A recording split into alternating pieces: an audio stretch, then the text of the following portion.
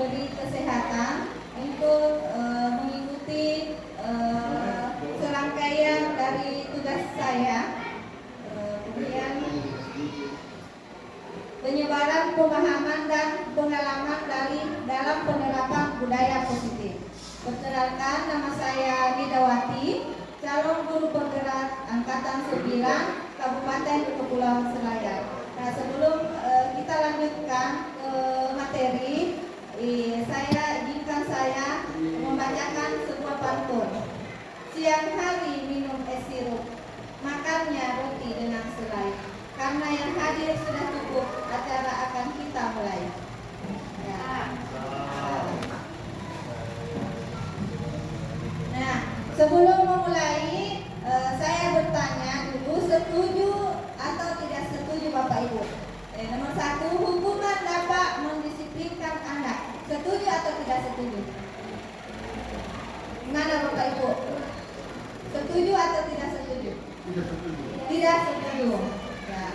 Kedua, pemberian hukuman dengan hal positif seperti membaca atau membersihkan halaman sekolah dapat meningkatkan disiplin anak. Setuju atau tidak? Setuju. Ya, setuju. Yang ketiga, memberi penghargaan dapat meningkatkan motivasi belajar anak.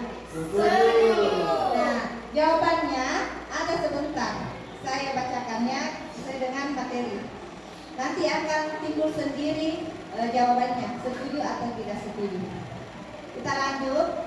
Topik dalam budaya positif itu ada 6. Yang pertama itu disiplin positif dan nilai-nilai kebajikan universal. Yang kedua, teori motivasi, hukuman dan penghargaan restitusi. Yang ketiga, keyakinan kelas. Yang keempat, kebutuhan dasar manusia dan dunia berkualitas. Yang kelima, restitusi, 5 posisi kontrol. Yang keenam, restitusi, segitiga restitusi. Ya, materi yang pertama itu disiplin positif dan nilai-nilai kebajikan universal. Apakah makna disiplin? Nah, ya, disiplin itu berasal dari bahasa Latin disciplina yang artinya belajar. Makna asal dari kata ini berkonotasi dengan disiplin diri dari murid-murid Socrates dan Plato. Disiplin diri membuat orang menggali potensinya menuju sebuah tujuan apa yang dia hargai. Namun dalam budaya kita, makna kata disiplin telah berubah menjadi sesuatu yang dilakukan seseorang pada orang lain untuk mendapatkan kepatuhan. Kecenderungan umum adalah menghubungkan kata disiplin dengan ketidaknyamanan, bukan dengan apa yang kita hargai atau pencapaian suatu tujuan mulia. Jadi disiplin itu dalam keseharian dulu itu ketidaknyamanan kalau kita disiplin. Tetapi di dalam lingkungan positif di sekolah kita itu disiplin itu sesuatu yang dilakukan seseorang kepada orang lain untuk mendapatkan kepatuhan. Contohnya dalam nilai-nilai kebajikan universal. Jadi kebajikan di sini adalah apresiasi. Yang mana itu kebajikan itu istilahnya biasa disebut apresiasi. Jadi nilai-nilai apresiasi atau kebajikan universal. Nah, nilai-nilai kebajikan adalah sifat-sifat positif manusia yang merupakan tujuan mulia yang ingin dicapai setiap individu. Nilai-nilai tersebut bersifat universal dan lintas bahasa, suku, bangsa, agama maupun latar belakang. Jadi setiap perilaku atau perbuatan kita itu memiliki suatu tujuan. Nah, seperti contohnya kita ke sekolah untuk apa? Nah, tujuannya itu untuk belajar. Ya. Kemudian dengan mengaitkan nilai-nilai kebajikan yang diyakini seorang, maka motivasi intrinsiknya akan terbangun sehingga menggerakkan motivasi dari dalam untuk dapat mencapai tujuan mulia yang diinginkan.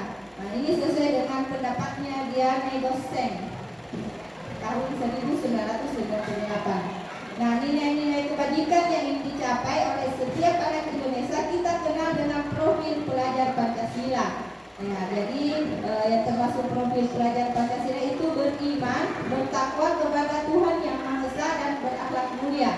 Yang kedua, mandiri. Yang ketiga, bernalar kritis. Yang keempat, berbinekaan global. Yang kelima, bergotong royong, dan terakhir adalah kreatif. Jadi kita masuk di materi kedua, yaitu teori motivasi, hukuman, dan penghargaan. Yang terakhir itu restitusi. Jadi di sini di materi ini kita akan mengetahui dari pertanyaan awal tadi, apakah memberi penghargaan atau hukuman, termasuk hukuman atau penghargaan. Jadi teori motivasi perilaku manusia itu yang pertama itu motivasi eksternal, ya, itu untuk menghindari ketidaknyamanan atau hukuman. Ya, contohnya, apa yang akan terjadi apabila saya tidak melakukannya? Itu menghindari ketidaknyamanan. Kedua, motivasi eksternal itu untuk mendapatkan imbalan dari orang lain atau institusi. Apa yang akan saya dapatkan apabila saya melakukannya? Dia melakukan sesuatu itu untuk mendapat imbalan. Itu motivasi eksternal. Yang ketiga itu motivasi internal atau tujuan disiplin positif. Nah, ini harus ada pada diri kita ini, motivasi internal untuk menghargai diri sendiri. Nah, kita disiplin itu dari diri kita sendiri dulu. Saya akan menjadi orang yang seperti apa bila saya melakukannya. Good. Nah, merdeka itu menurut Ki Hajar Dewantara itu artinya tidak hanya terlepas dari perintah, akan tetapi juga cakap buat memerintah diri sendiri. Jangan kita selalu diperintah, tetapi kita mulai dari diri kita dulu sendiri. Kita harus perintah diri kita untuk menjadi yang positif. Ya, dihukum oleh penghargaan. Tadi ada disiplin karena akan mendapat penghargaan. Jadi bahwa penghargaan itu berlaku sama dengan hukuman. Jadi penghargaan itu sama dengan hukuman. Biasanya kita ketahui bahwa penghargaan beda, hukuman beda. Biasanya yang hukuman itu yang negatif. Contohnya terlambat ke sekolah kita beri hukuman. Nah, kemudian orang yang cepat naik ke depan, yang tahu jawabannya, kita beri penghargaan. Nah, jadi di dalam guru penggerak ini dihukum penghargaan dan hukuman itu sama, berlaku sama. Dalam arti meminta atau membujuk seseorang melakukan sesuatu untuk memenuhi suatu tujuan tertentu. Dari orang yang meminta atau membujuk, dorongannya eksternal dan akan ada faktor ketergantungan.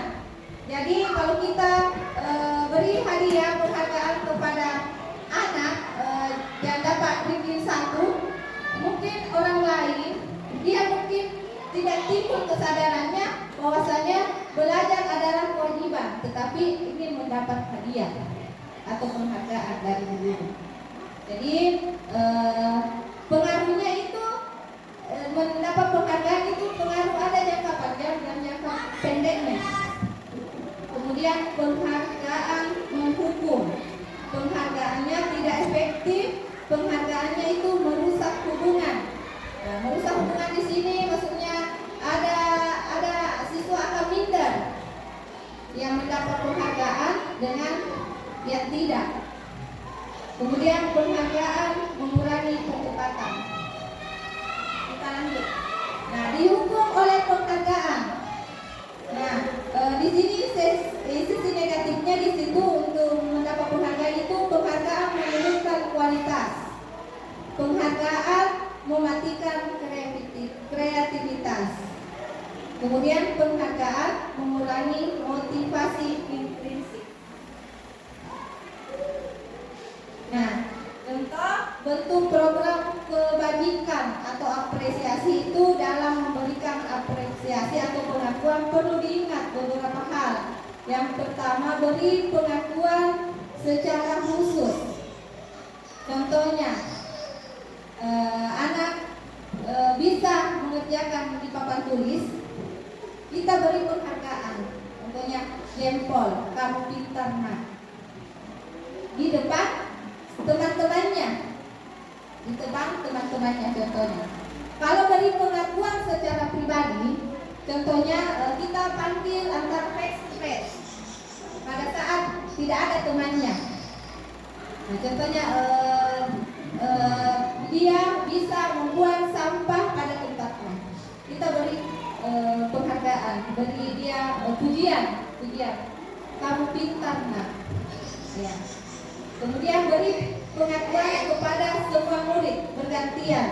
Jadi bukan cuma 1-2 orang. Kita beri pengakuan.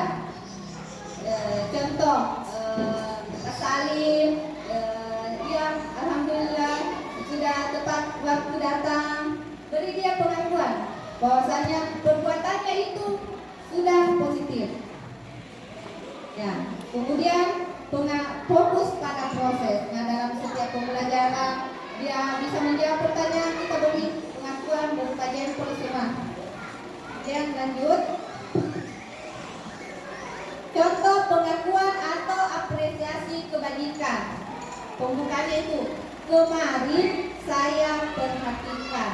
Nah, nilai kebajikannya itu rasa empatimu besar sekali. Pada saat dia meminjamkan pensil kepada temannya yang tidak membawa ke sekolah, dia ada nilai kebajikannya. Rasa empatimu besar sekali. Nah, situasinya pada saat menolong murid baru di kelas kita atau menolong teman yang tidak membawa pensil, saling berbagi. Kemudian saling menghargai, itu nilai kebajikannya itu kepedulian, nilai kebajikan, kepedulian.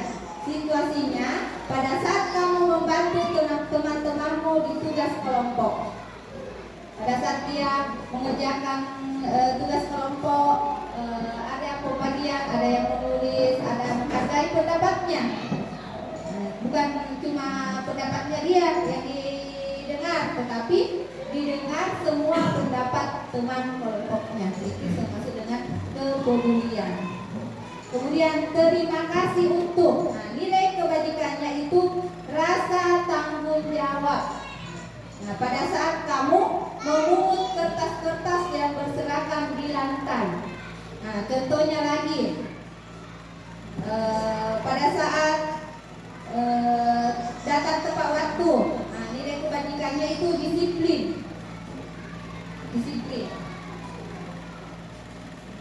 Lanjut. Nah, sekarang tindakan guru. Jadi kalau hukuman itu sesuatu yang menyakitkan yang harus terjadi. Jadi ada perbedaan di sini. Hukuman itu sesuatu yang menyakitkan harus terjadi. Kalau konsekuensi sesuatu yang harus terjadi. Itu bedanya. Kalau hukuman itu menyakitkan, kalau konsekuensi sesuatu yang terjadi.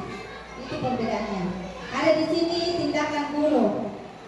Mencatat 100 kali di dalam buku kalimat, saya tidak akan terlambat lagi karena terlambat ke sekolah. Ini Bu termasuk hukuman atau konsekuensi? Hukuman. Iya, hukuman. Yang kedua, lari mengelilingi lapangan basket 2 kali karena terlambat hadir di sekolah. Hukuman atau konsekuensi? Hukuman. Ya. Yang ketiga, murid diminta untuk push up 15 kali karena tidak menggunakan masker ke sekolah. Konsekuensi? Hukuman atau konsekuensi? Hukuman. Ya. Nanti kita lihat jawabannya. Menggantikan kertas tugas teman yang telah dicoret-coret. Konsekuensi. 5. Membersihkan tumpahan air di meja tulis karena tersenggol pada saat belajar. Konsekuensi. Murid disuruh untuk tidak mengenakan sepatu seharian di sekolah karena tidak mengenakan sepatu hitam. Konsekuensi atau hukuman? Hukuman. Yang menghukum kalau ke hukuman sesuatu yang menyakitkan, kalau konsekuensi sesuatu yang terjadi. Kemudian yang ketujuh, lari mengelilingi lapangan basket 2 kali karena terlambat 10 menit sebelum PJK ini, mata pelajaran PJK. Hukuman atau konsekuensi? Hukuman. Kita lihat jawabannya. Ya, mencatat 100 kali di dalam buku kalimat saya tidak akan terlambat lagi karena terlambat ke sekolah. Itu adalah termasuk hukuman. Sesuatu yang menyakitkan, sesuatu yang menyakitkan. Ya. Kemudian lagi mengelilingi lapangan basket 2 kali karena terlambat hadir di sekolah, termasuk hukuman. Murid diminta push up, hukuman. Menggantikan kertas tugas teman yang telah dicoret-coret, konsekuensi. Karena walaupun ini sesuatu yang tidak terjadi ini, tapi harus kita perbaiki. Itu termasuk dengan konsekuensi. Menggantikan, berarti konsekuensinya itu kalau kita mencoret, kita ganti, berarti konsekuensi. Membersihkan tumpahan air di meja, kita harus bertanggung jawab pada perbuatan kita. Itulah konsekuensi kita. Kemudian murid disuruh untuk tidak mengenakan sepatu seharian di sekolah. Berarti ini adalah sebuah hukuman karena menyakitkan. Kemudian lari mengelilingi lapangan basket 2 kali. Iya, konsekuensi. Karena kenapa? PJOK karena kenapa? Iya, tetap terjadi. Temannya sudah lari duluan selama 10 menit. Kemudian kalau kita PJOK kita harus pemanasan dulu. Iya, jadi itu termasuk konsekuensi. Jadi sekarang kita sudah pahami bahwa hukuman dan konsekuensi. Kita lanjut. Jadi ini adalah perbedaannya, hukuman dan konsekuensi. Nah, sesuatu yang menyakitkan harus terjadi, tapi kalau konsekuensi sesuatu harus terjadi. Membuat anak sakit fisik maupun hati untuk jangka waktu lama. Ini nih, kalau hukumannya terlalu berat, biasanya akan berbekas. Mungkin ada muridnya akan dendam sama gurunya. Kemudian membuat anak merasa tidak nyaman dalam jangka waktu pendek. Kalau kita beri penghargaan atau konsekuensi yang positif saja, jangan yang menyakitkan. Mungkin 1-2 hari anak merasa tidak nyaman, tetapi selanjutnya dia akan memaafkan, akan kembali nyaman lagi. Kemudian anak membenci kedisiplinan. Kemudian konsekuensinya itu anak menghargai disiplin, agar timbul kesadarannya bahwa disiplin itu berguna bagi saya. Paksaan, jadi hukuman itu berbentuk paksaan, tetapi dalam konsekuensi itu stimulus atau tanggapan. Bukan mendorong anak menyakiti diri sendiri, tetapi kalau konsekuensi itu mendorong anak agar mudah menyelesaikan diri. Konsep diri yang buruk. Kalau konsekuensi itu konsep diri yang baik. Anak belajar untuk menyembunyikan kesalahan.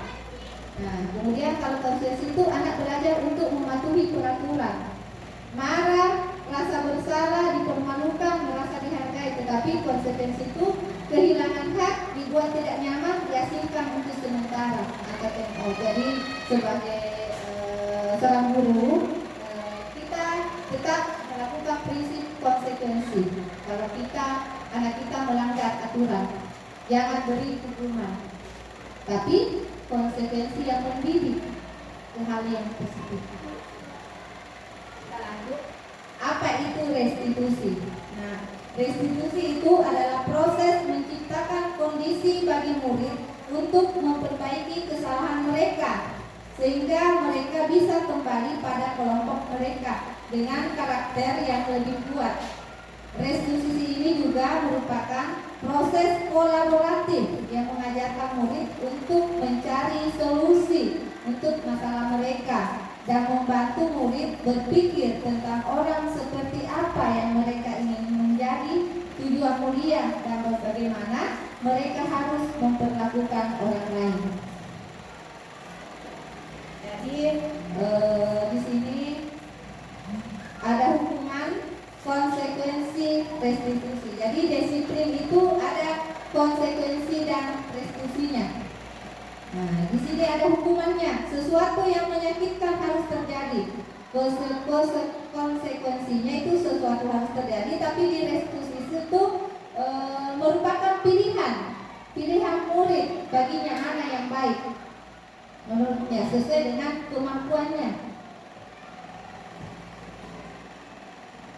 Di sini pada saat masalahnya siswa tidak mengerjakan PR, dia akan memberikan pilihannya. Bukan kita memberi hukuman, tapi kita beri restitusi atau pilihan.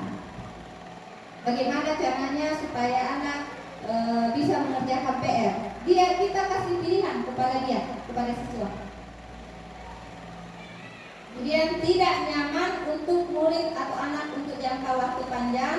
Kemudian konsekuensinya tidak nyaman untuk murid atau anak untuk jangka waktu pendek, tetapi di restitusinya menguatkan untuk murid atau anak dalam jangka waktu panjang.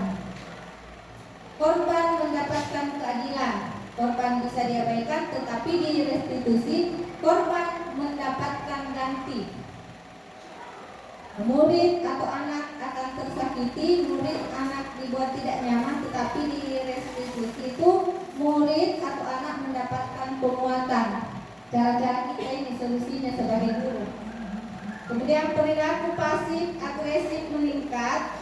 Penguatan hanya bertahan dalam jangka waktu pendek, tetapi kalau restitusi itu masalah terpecahkan. Lanjut, sistem tidak akan berjalan bila murid tidak takut. Memerlukan monitoring dan supervisi terus-menerus dari guru, tetapi di restitusi itu murid belajar bertanggung jawab untuk perilakunya. Berlaku hanya pada sebuah institusi, tidak berlanjut pada kehidupan nyata, tetapi di konsekuensinya itu membantu penerapan mengikuti peraturan dalam masyarakat. Tetapi di restitusi itu fokus pada pemecahan masalah dalam jangka waktu panjang. Peraturannya adalah kamu harus, tetapi di konsekuensinya apa peraturannya? Mampukah kamu melakukannya? Terima kasih. Tetapi dalam restitusi itu apa yang kamu yakini, apa yang bisa kamu lakukan untuk memperbaiki masalah ini. Kemudian terakhir, murid akan membenci peraturan, murid akan menghormati peraturan, murid akan menghormati dirinya dan orang lain. Jadi di sini hukuman itu bersifat negatif. Konsekuensi itu netral, tetapi restitusi itu positif. Ada jalan keluar. Guru dengan siswa. Nah, 9 ciri-ciri restitusi itu yang pertama, bukan untuk menebus kesalahan, namun untuk belajar dari kesalahan. Contohnya, anak terlambat sekolah, kita kasih restitusi, bahwasanya ibu juga pernah melakukan kesalahan seperti kamu. Tetapi kesalahan itu tidak boleh berulang kali. Kita harus memperbaikinya. Itu adalah restitusi. Jangan kita langsung tidak mengerjakan baik, kita langsung kasih hukuman. Bukan seperti itu. Tetapi kita beri restitusi yang positif. Kemudian kedua, memperbaiki hubungan. Ketiga, tawaran, bukan paksaan. Jadi kita tawarkan kepada anak bagaimana caranya anak supaya tidak lagi supaya mengerjakan PR. Kita beri dia pilihan. Dia jawab sendiri apa pilihannya. Bukan kita langsung kerjakan semua PR-nya di sini. Nanti kerja PR selesai baru istirahat. Bukan seperti itu. Kita beri restitusi yang positif. Restitusi menuntut untuk melihat ke dalam diri. Jadi dia lihat, oh berarti saya tidak mengerjakan PR. Dia akan sadar sendiri bahwa itu adalah sebuah kesalahannya. Kita cuma mengarahkan, tetapi anak akan sadar dengan kesalahannya. Itu adalah restitusi. Restitusi mencari kebutuhan dasar yang mendasari tindakan. Yang keenam, restitusi diri adalah cara yang paling baik. Restitusi fokus pada karakter, bukan tindakan. Restitusi fokus pada solusi. Jadi ini setiap ada masalah kita cari solusinya, tetapi dengan yang positif, jangan yang menghukum. Nah, restitusi mengembalikan murid yang berbuat salah pada kelompoknya.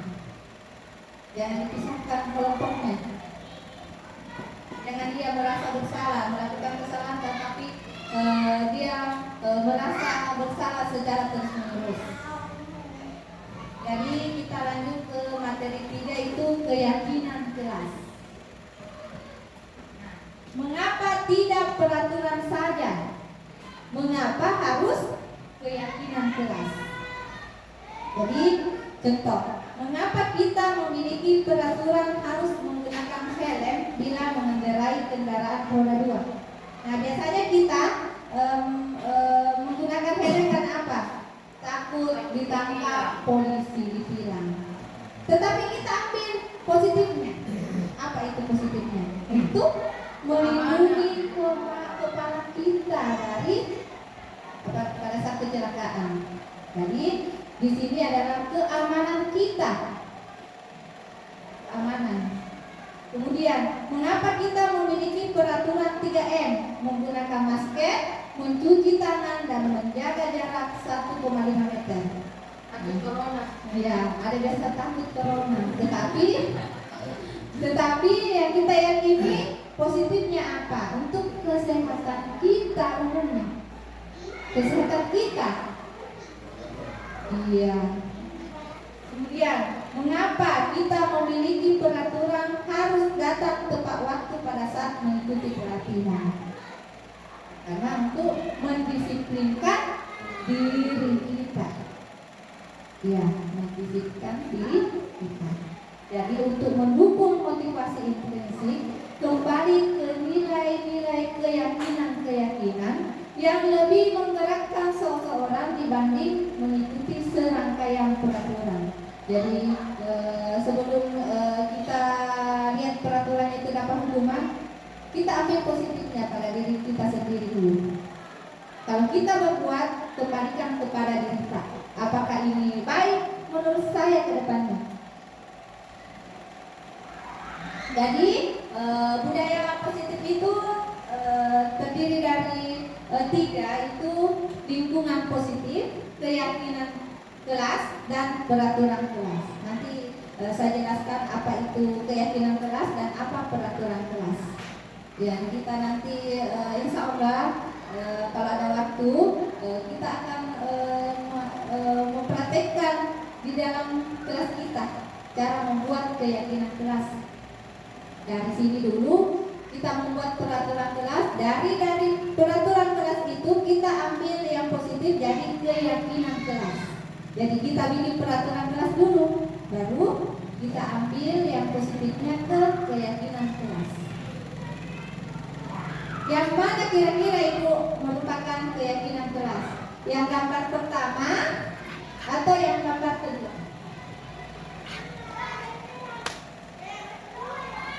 Yang mana kira-kira? Yang gambar pertama, yang TK Dharma Wanita Persatuan, atau yang kesepakatan kelas, yang gambar kedua?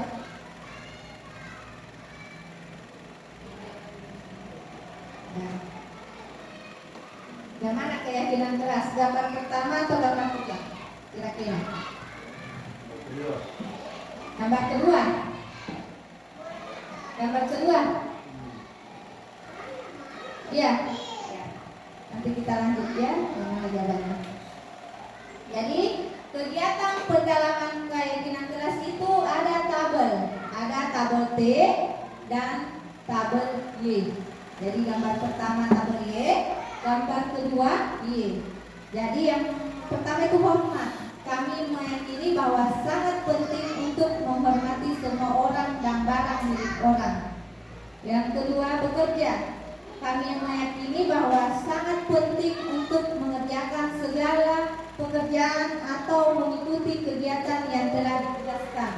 Diterima dan dimiliki itu kami meyakini bahwa sangat penting untuk merasa diterima pada suatu kelompok dan saling peduli satu dengan yang lain.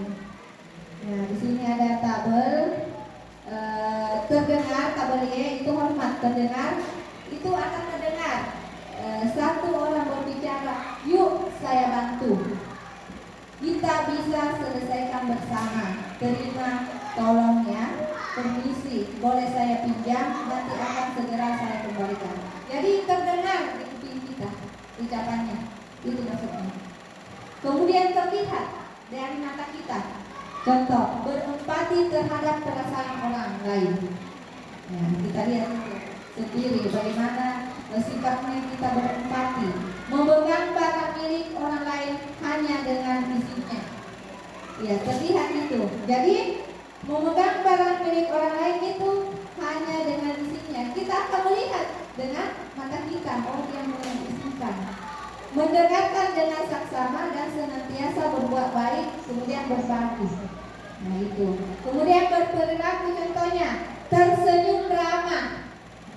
Tersenyum ramah, memberikan salam hormat, berjabat tangan, namaste, meletakkan tangan di dada, saling.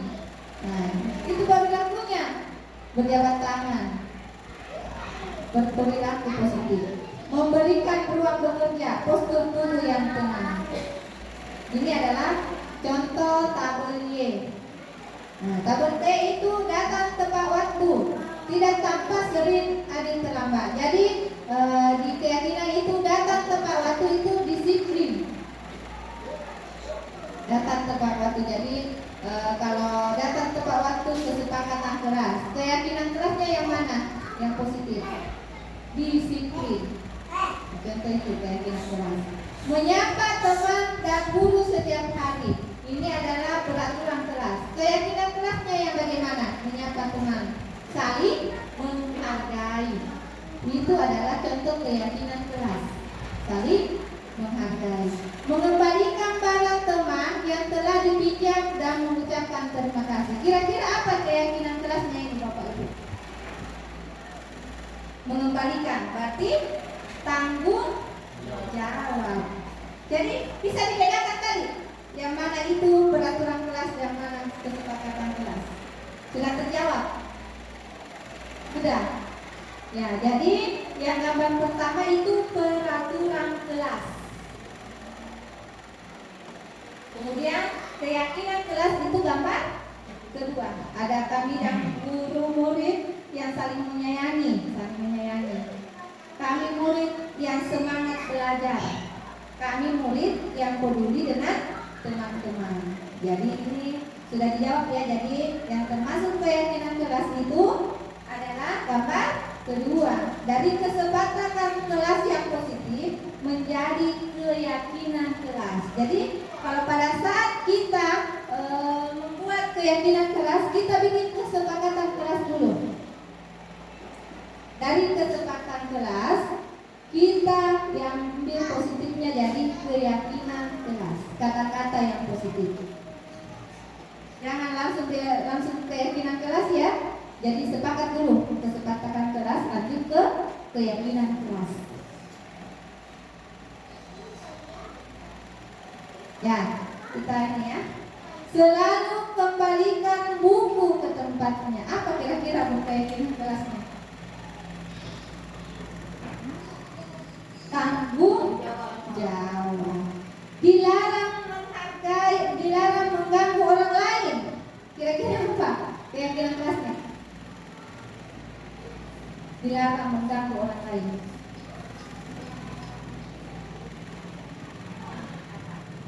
Dilarang mengganggu orang lain. Apakah saling menghargai, tanggung jawab, saling menghormati? Menghormati. Hadir di sekolah 15 menit sebelum pembelajaran dimulai. Apakah tanggung jawab? Saling menghargai? Ya. Dilarang melakukan kekerasan. Apakah termasuk keamanan. Apakah dilarang menggunakan narkoba? Berarti ini adalah kesehatan. Bergantian atau menunggu giliran. Kira-kira apa di sini, Bu? Keyakinan kelasnya. Kira-kira yang positif. Apa? Bergantian atau menunggu giliran atau antri maksudnya di sini. Saling menghargai kan? Bertanggung jawab. Gunakan masker. Kesehatan. Jangan berlari di kelas atau koridor. Keamanan. Iya. Jadi ini adalah contoh-contoh keyakinan kelas. Nanti akan kita bikin di kelas tak? Ya, selalu kembalikan buku ke tempatnya. Di sini ada sudut baca. Nah, kita kasih keyakinan kelas di sini nanti. Selalu kembalikan buku ke tempatnya. Berarti di situ saling tanggung jawab, bertanggung jawab. Ya. Dilarang mengganggu orang lain, berarti menghormati orang lain. Itu adalah keyakinan kelasnya. Hadir di sekolah 15 menit sebelum pembelajaran dimulai, berarti menghormati orang lain dan berkomitmen. Dilarang melakukan kekerasan, berarti keselamatan, menghormati orang lain. Dilarang menggunakan narkoba, kesehatan. Bergantian atau menunggu giliran, berarti menghormati orang lain dan bersabar. Dan sabar ibu bapak. Bukan hanya di kelas ini, jadi di luar kelas juga harus bersabar. Ya, sabar. Gunakan masker, berarti kesehatan dan keselamatan kita. Jangan berlari di kelas atau koridor. Berarti keyakinan kelas ini yang positif itu yaitu keselamatan dan keamanan. Materi keempat itu kebutuhan dasar manusia dan dunia berkualitas. Jadi kebutuhan dasar manusia itu ada 5. Kebutuhan dasar kita ini sebagai manusia itu kasih sayang dan rasa diterima. Ya, bikin hati. Ada harus kasih sayangnya dan rasa diterima. Kedua, penguasaan. Yang ketiga, kesenangan. Yang keempat, kebebasan. Dan yang paling penting ini bertahan hidup. Dari sini. Bertahan hidup itu makanan, pakaian, tempat tinggal, keamanan, kesehatan.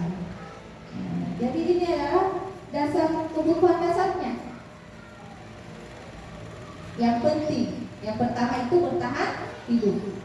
Kasih sayang dan rasa diterima. Itu rasa diterima, dipedulikan, berbagi, kerjasama, menjadi bagian dalam kelompok. Nah, ini adalah termasuk kasih sayang dan rasa diterima. Penguasaan itu harga diri. Harga diri kita, keinginan untuk dianggap, memimpin, berprestasi, diakui dan didengar. Jadi ini adalah contoh penguasaan. Ya, harga diri ditunjukkan harga diri kita. Itu adalah kebutuhan tak memang dasar manusia. Harga diri kita baik atau buruk. Nah, kita pertahankan kebutuhannya karena kita sebagai dasar kebutuhan dasar manusia. Kebebasan. Pasti manusia butuh bebas, kebebasan. Nah, itu contohnya mandiri, memiliki pilihan, mencoba hal baru, mampu mengendalikan arah dirinya. Dan mencoba hal baru. Kemudian kesenangan. Nah, ini nih yang penting juga kesenangan supaya tidak stres, cepat tua. Ya, kesenangan. Jangan kita positif dirita kerja, tetapi ada kesenangan hiburan untuk kita supaya tidak stres.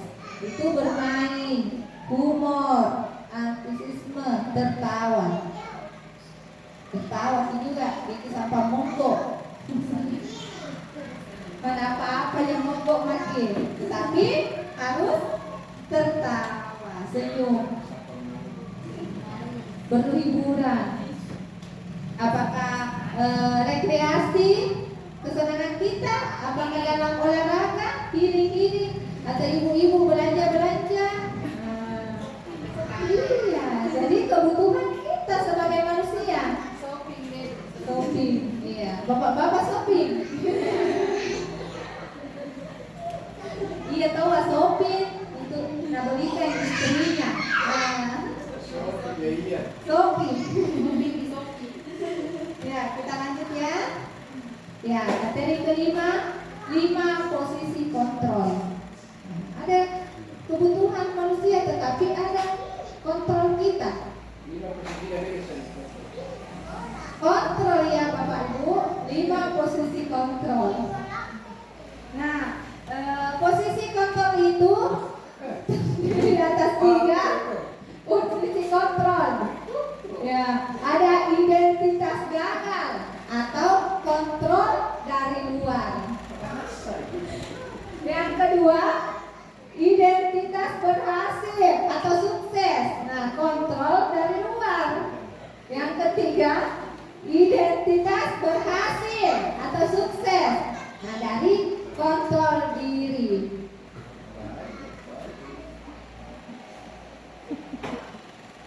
Contoh, guru berbuat. Nah, kita berbuat ini. Yang mana itu identitas gagal?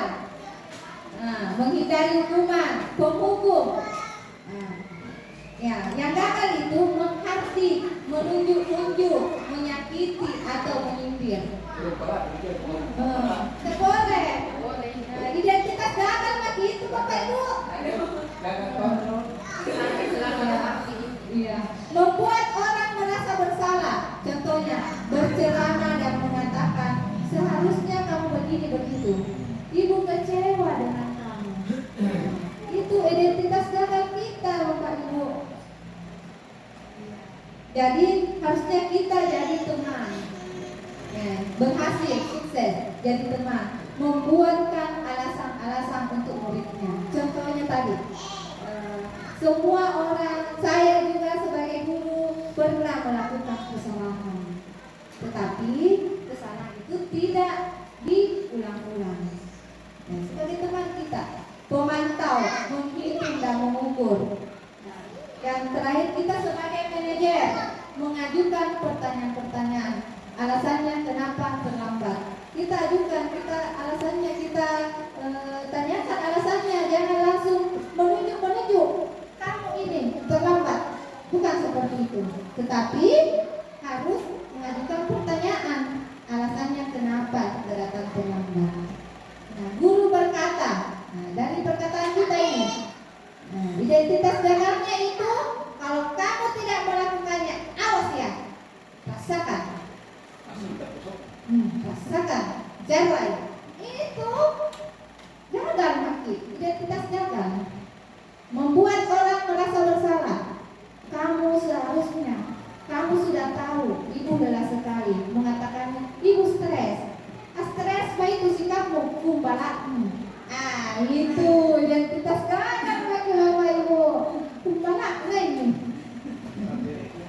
Tetapi kita sebagai teman, ayolah lakukan dengan ibu.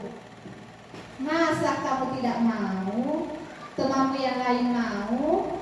Nah, ingat tidak ibu pernah bantu atau pemantaunya apa peraturannya? Ya tadi dengan melakukan keyakinan kelas. Nah, apa peraturannya? Kenapa datang terlambat? Karena tadi kan kita sudah kesepakati membuat keyakinan kelas. Apa keyakinan kelas yang kita buat? Contohnya disiplin kan tadi keyakinan kelas. Nah, kita sebagai pemantau, manajernya apa yang kita yakini, apa yang bisa kau kerjakan untuk memperbaiki masalah ini. Nah, kita serahkan pada anak, jangan kita langsung kasih solusi, berikan dia pendapatnya sendiri. Kemudian hasilnya, nah ini modal hasilnya. Nah, kalau kita identitas gagal, memberontak, menyalahkan orang lain atau berbohong, pasti begitu anak-anak. Kalau dia telinganya pasti berbohong. Dia Pak, lampu hijau padahal tidak. Nah, itu identitas gagal, hasilnya akan seperti itu. Nah, menyembunyikan, menyangkal, berbohong. Tetapi kalau teman, ketergantungan, pemantau, menyesuaikan diri bila diawasi atau menguatkan pribadi. Kaitan dengan dunia berkualitas. Murid meletakkan guru di luar dunia berkualitas, murid meletakkan guru di dalam dunia berkualitas. Tetapi dalam teman, murid meletakkan guru di sebagai orang yang sangat penting di dunia berkualitas. Nah, sangat penting. Murid tergantung akan gurunya, akan mendengarkan. Murid meletakkan guru, peraturan dan hukum di dunia berkualitas, akan berkualitas anak nanti. Murid meletakkan dirinya sebagai individu yang positif dalam dunia berkualitas.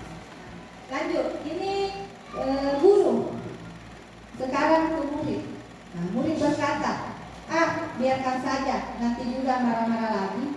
Nah, karena seringnya kita didengar marah-marah, maka murid juga akan begitu, akan menyepelekan. Kuku mesin. Nah, begitu. Karena sudah ada dalam pikirannya. Kuku hidup, biarkan saja. Terima marah-marah. Nah, kemudian membuat orang merasa bersalah, maafkan saya. Teman, sebagai teman, saya pikir Bapak Ibu teman saya, ternyata begitu. Beberapa banyak bintang yang saya harus peroleh, berapa halaman yang harus saya tulis. Jadi dia timbul kesadarannya sendiri. Bagaimana caranya saya bisa memperbaiki keadaan? Dia akan kesadarannya, dia akan bertanya sendiri, apa yang harus saya lakukan, Bu? Kemudian dampak pada murid. Kalau di identitas gagal itu mengulangi kesalahan. Paling cukup aja. Dia ulangi terus menerus. Nah, merasa rendah diri karena selalu dimarahi. Kembali ke psikolog, anak nih. Nah, merasa rendah diri, tidak percaya diri. Walaupun ada di dirinya saya pede, tetapi karena di sekolah guru-gurunya selalu merasa bersalah, menghukum, itu akan merasa rendah diri. Teman itu lemah, tidak mandiri dan tergantung kepada gurunya. Menitik beratkan pada sanksi atau hadiah, kemudian mengevaluasi diri bagaimana cara memperbaiki diri. Jadi anak akan memperbaiki dirinya sendiri. Jadi ditahui Bapak Ibu sebagai guru, jangan ada identitas gagal. Yang namanya kita tetap belajar. Jangan ada kesalahannya, jangan langsung dimarahi, jangan langsung dihati, tetapi ditanyakan. Harus ada kontrol diri kita. Nah, langsung emosi Bapak Ibu. Itu restitusi dan kontrol diri. Jadi intinya sebagai guru harus ada kontrol diri dan restitusi pada diri kita. Bagaimana Pak Malangeti? Kontrol diri. Iya, kontrol diri dan restitusi. Dan prostitusi. Kita lanjut. Nah, pertanyaan-pertanyaannya adakah di sini manajer, teman, atau kontrol diri yang tadi? Manajer, teman, pemantau, manajer, atau pembuat orang merasa bersalah? Saya kecewa sekali dengan kamu. Berarti pembuat orang merasa bersalah. Iya. Kamu tidak pernah benar melakukannya. Ya, merasa orang. Ya, ayolah lakukan ke ibu bapak. Berarti ke. Apakah kamu mau mendapatkan stiker bintang hari ini? Ya. Bagaimana kamu bisa menyelesaikan masalah ini? Kamu selalu yang paling terakhir.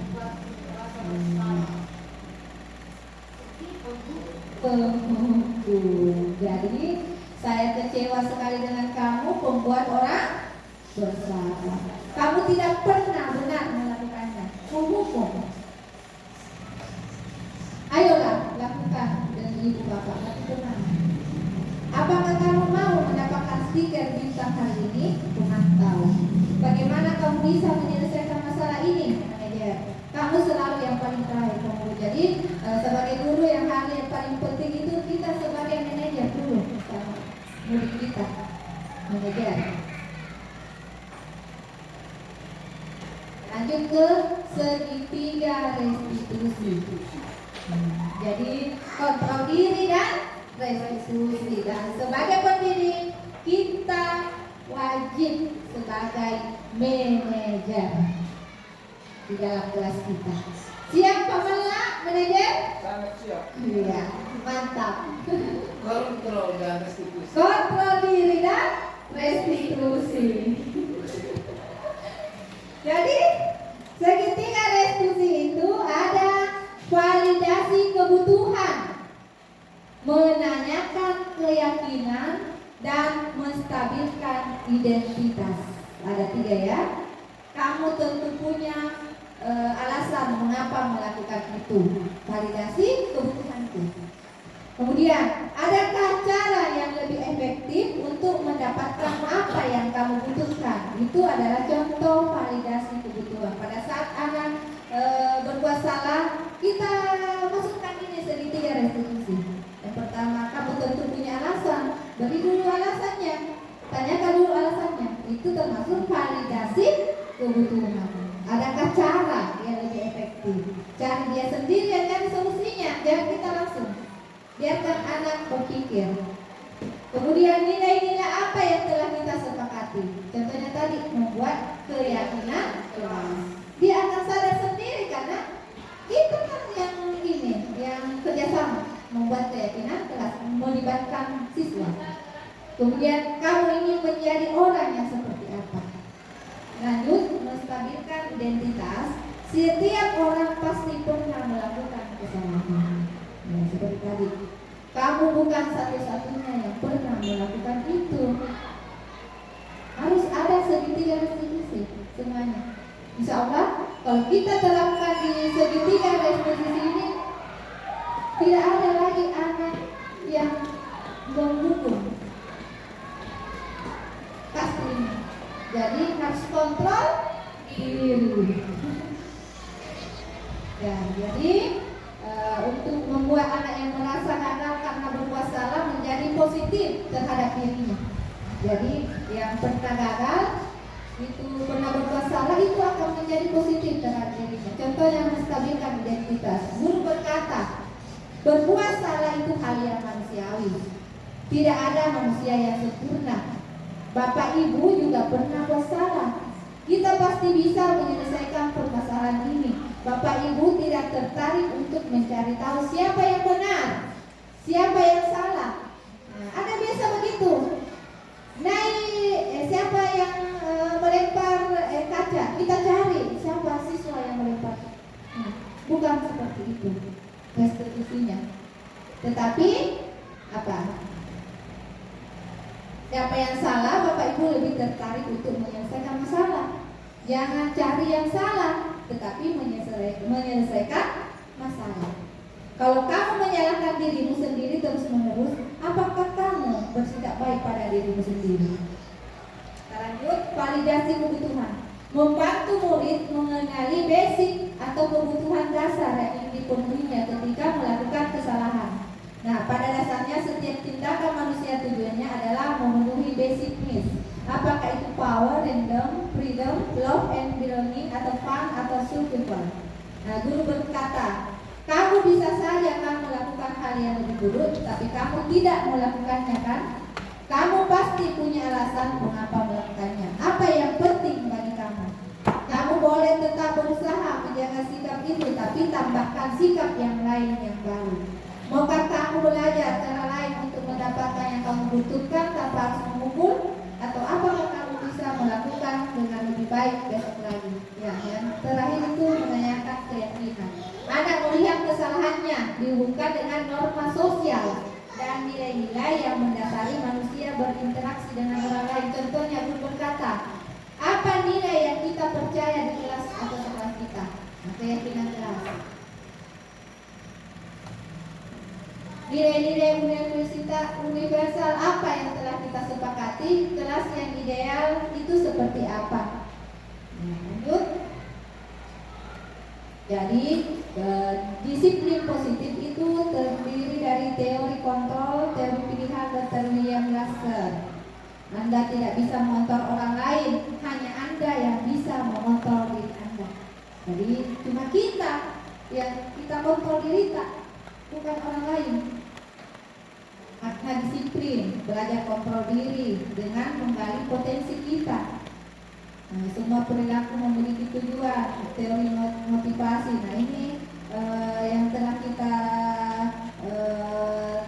tanyakan tadi, yang telah saya tayangkan ini adalah semua posisi disiplin positif yang ada, insya Allah bisa kita terapkan di sekolah kita. Disiplin positif atau budaya positif.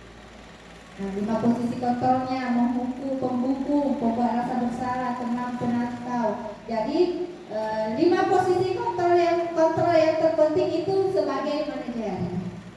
Jadi kontrol diri dan restitusi. Terima kasih Bapak Ibu atas kerjasamanya. Demikianlah penyebaran budaya positif di sekolah kita. Semoga bermanfaat untuk Bapak Ibu. Saya tutup dengan ucapan alhamdulillah. Terima kasih. Assalamualaikum warahmatullahi wabarakatuh. Waalaikumsalam.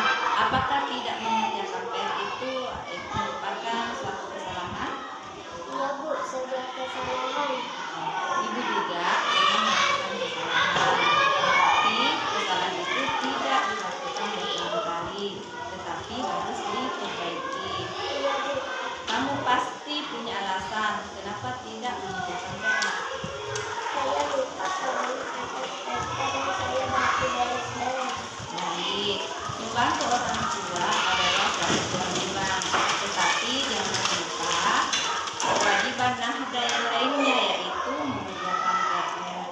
Apakah nahda masih ingat keyakinan kelas yang telah kita sepakati? Coba sebutkan. Menyelesaikan tugas tepat waktu. Apa yang nahda lakukan agar tidak lupa lagi